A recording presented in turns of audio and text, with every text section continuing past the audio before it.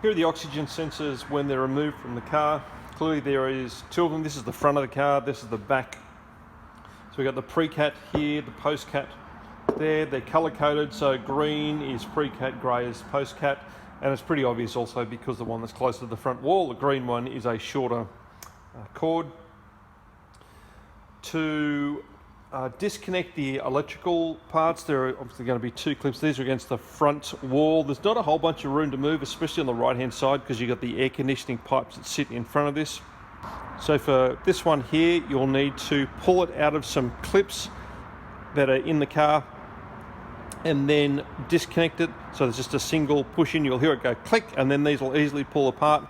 This one here, the other part that's stuck in the car, that can just stay there, and all you need to do is reach in and just click that, and again you'll hear a really distinct click when they unclip, and then that comes apart really nicely. Then there are a bunch of clips all the way along the top here that you need to disconnect. There's this one here, which is it's got a little barb there that closes that. To open those, you need to squeeze that together and then lift like that. It's a bit of a pain, much easier just to get a tool up there like this, because you're reaching up inside the car. There's very little room to move there. Hence the reason why I'm showing you here, because there's no way I could film it in the car, and get a tool in there and then just pull that out. It's just a Christmas tree clip, and that'll pop out very easily. There's this one here, and whilst there's a metal clip there that pulls out of, again you'd need two hands up there, and that's even hard like that. Far easier just to remove that screw and remove that. Prior to doing that though, this other one here is just going to be held in there, and that can just get pulled out of like that. So that one's there by itself. Remove that screw and that'll come free. Then that's the green one done, that'll be free. For the remainder of the grey clips, there's another one here which is stuck up inside there, but it's pretty easy. Once you have a look up inside there, it's just one of these things you just pull out of it like a bit of an S-bend. And then this final one here, again another Christmas tree clip that just pulls straight out.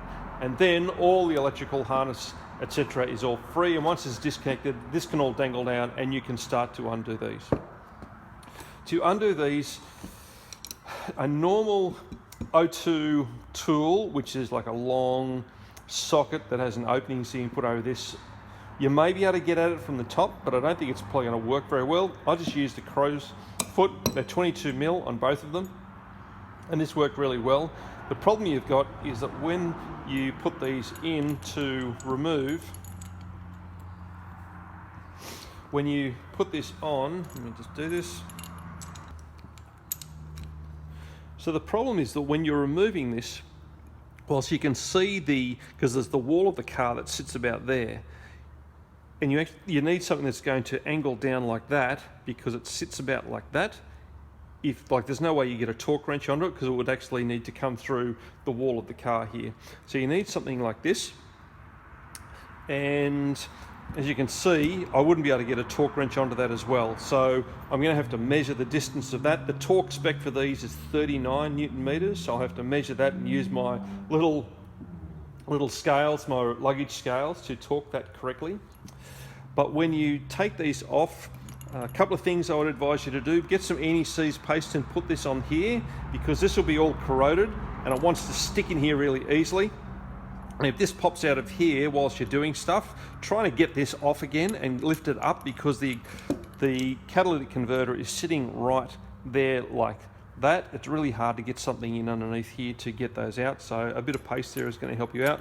So then you're going to have to move it, and once you get it to move, I would sit there and just wiggle it back and forth, because things are going to be a little bit corroded and that sort of thing, because what you want to be able to do is be able to crack it, move it, and not have to do this too much, because there's next to no room to move. And then hopefully you should be able to get it and then just wind it out by hand. Same on both sides.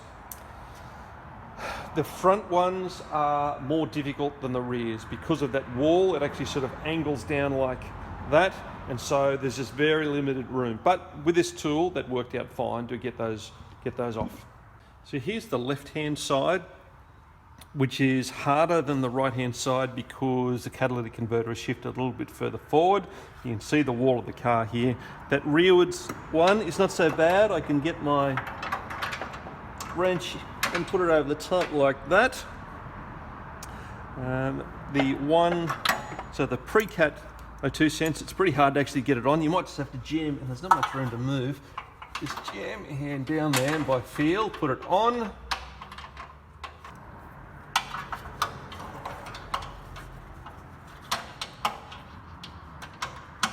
There we go. So that's on there now, ready to go. So I can tighten that up or loosen that. As you can see, there's a bit of a squeeze because of the wall here. There's no way I'd get a torque wrench onto that. Also found, especially on the other side, the brake caliper got in the way here. So if you're really struggling, you might have to remove the brake caliper and just lift that out of the way to give yourself a bit more room. These are the connections up here on the front wall. There's a clip here in between the 2 connection points that hold onto the plugs where it goes in between. It's different on both sides.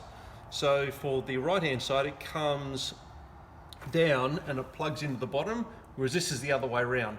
So it actually goes down into it, up again, and then it comes in from the top. So just take notice of what it looks like before you start, and then put it back in the same way. Prior to install, make sure you put some anti-seize paste on the threads, thread them in by hand, and with all the cords loose, and torque them down correctly, and then go and fit all the cords and route those correctly and clip them into place. And so the torque spec on these is 39 Newton meters. So I'm going to use a 30 centimeter distance here. So that's going to be 3.9 kilograms at a meter, or 13 kilograms at 30 centimeters. And I've marked that 30 centimeter point there, put my luggage scales on, and I just apply 13 kilograms there, and that will give me the correct spec. There we go.